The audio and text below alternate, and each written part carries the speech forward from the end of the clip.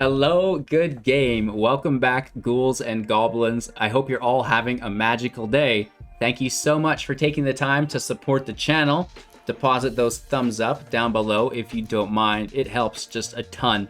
And of course, subscribe to the channel to be entered in to win not only 500,000 gems, but a complete rare playset to the up-and-coming D&D Adventure into the Forgotten Realms expansion, which is a lot of fun. So definitely subscribe to the channel. And if you're looking for more information on anything, ways to support all this, check out the Linktree link in the description below, or easily give it a Google.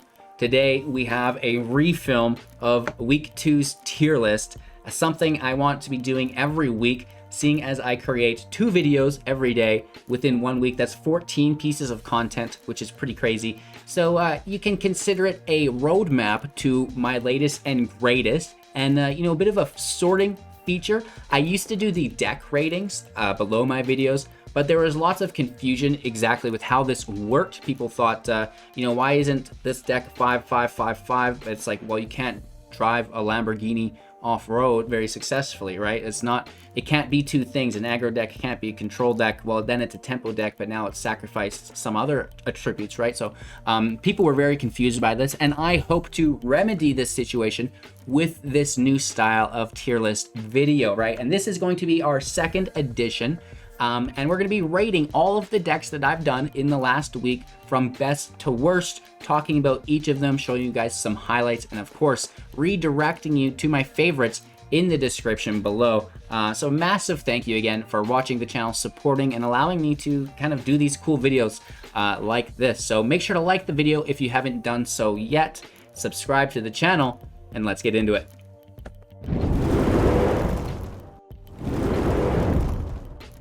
All right, so this was tier list version 1 behind me. If you guys liked that, let me know. I think we had a fair amount of positive response to it, which is pretty cool. So I want to now reveal version 2, and a little bit of a less filled out variant, right?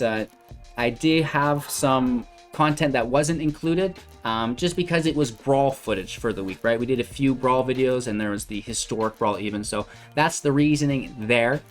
However, we're rating all of our recent content from S tier down to F, right? So let's talk about the best decks off the start, and then we'll work our way down to, some of the more fun jank decks. So we first off have Grixis Control.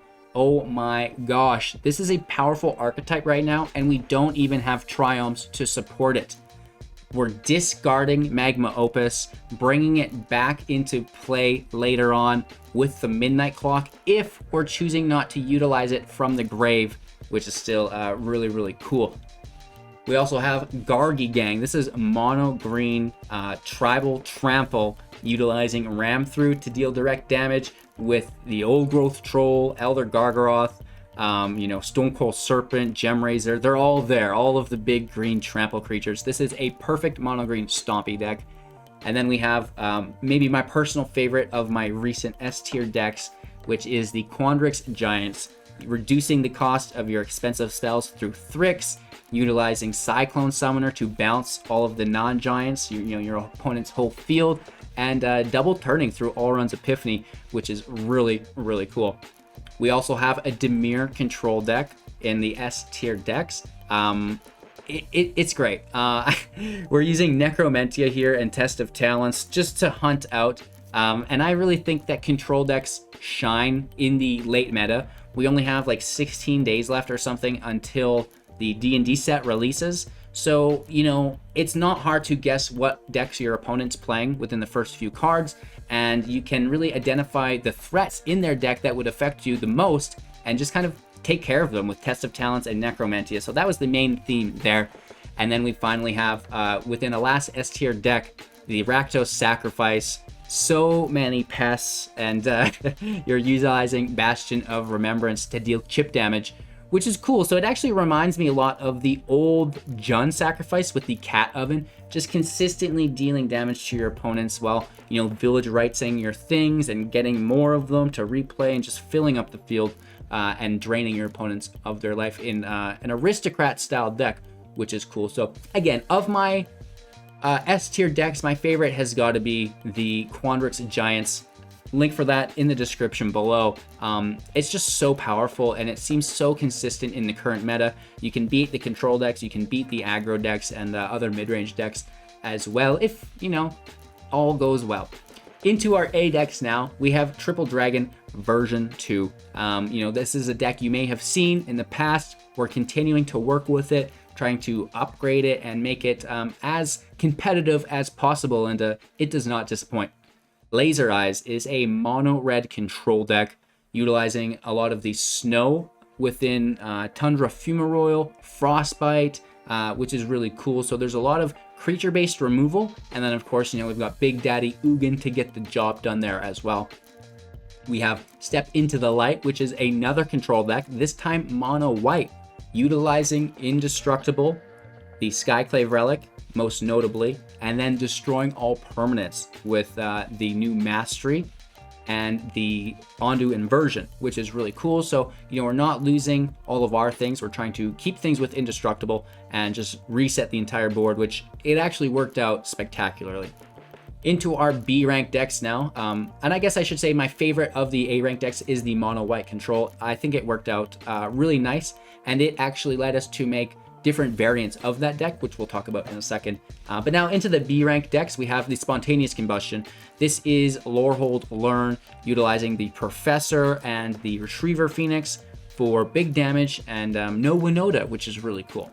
We also have Wolfstock, which is a mono green deck. So Gargi Gang, I believe, is a better variant than Wolfstock. Wolfstock had a similar feel to it, but it didn't have the interaction. It didn't have the ram through, the primal might, things like this, which really helped set Gargi Gang above the previous version, which was Wolfstock. My favorite of the two, it has to be Retriever Phoenix. I love this card so much, whether we're playing it with Gnarled Professor or the other Professor, I forget, the white 2-drop. The ETB Learn creatures are very good altogether. In now to our C tier decks. Cut the Chaff, which is a Witherbloom mid-range deck. We have Kavartek the Spiteful, creatures get -1/-1. We have Shadow's Verdict to wipe the field, and we're utilizing Clackbridge Troll. So we're, you know, going big through the Troll, through Elder Gargaroth, and then wiping the field of everything else while trying to take advantage of that on our own, which is really, really cool. It works quite well. And then we have another Grixis deck. This is just a different variant of the first. I still really like it, but this particular variant didn't perform as well. And that's why we revisit the decks and try to upgrade them and take a second look for you guys to make sure that you are getting the latest and greatest versions of the lists that I'm running, right? So again, I like it, but we'll just include the link for the better performing version, right? My favorite of the two is definitely Cut the Chaff. You know, it's an original deck that seems to be fairly competitive, which is great.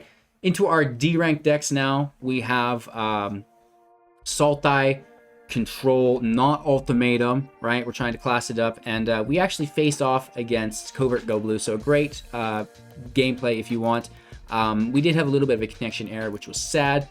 Then we have Event Horizon. This is a Silverquill control deck, much like Step Into the Light with mono white control, utilizing Indestructible and then trying to wipe the field. Next up, my favorite deck of my D class, the Rivalry, which is a Naya burn deck, and we faced off against the man, the myth, the legend again, Mr. Covert Go Blue. Covert. So, you know, the deck is really cool. It operates nicely. It's an original deck that I've not seen used at all. And it's not even like, oh, it's an original Dimir control deck. It's like no one's running Naya Burn, right? So I love it. Then we have the Gnarly Synergy, taking advantage of the Gnarled Professor and the Retriever Phoenix, like I kind of mentioned earlier, within the Great Henge, which is cool because when the Retriever Phoenix comes into the game, into the battlefield from the grave, it's going to re-trigger the Henge, which is super, super groovy. Finally, our last D tier deck is Hate Me Yet. This is Chomp Chomp version 7, I believe. Removes everything, right? We've got exile, we've got removal, and using Paul Kranos the Unchained, just taking care of business, right? Into our E tier decks now, Turbo Sacrifice, Avatar, you know, supposedly good. I had a hard time with it. I understand that it can be a turn 4 win. I struggled with it personally. And again, keep in mind, these decks are rated by my personal experience with them. Savage Success is a Jeskai control deck. You know, again, it works in the control matchups, but some of the aggro decks are just too fast for that deck to handle. So it's rated E for everyone. No, not really. E for no one. Don't play these decks. No, I'm just kidding. They're fine. But, you know, you are going to have a hard time against the aggro decks. And now the exact same thing, but in opposite polarity, the Craft, a very aggressive aggro deck that just folds to control decks, right? So it works good if you're, you know, out aggroing someone or going really fast against another control deck. But, you know, Extinction Event, Shadow's Verdict, game over. And it's a Selesnya Magecraft deck, right? It's utilizing white and green with the Luminarch Aspirant, the Clarion Spirit, you know, things like this, Leonin,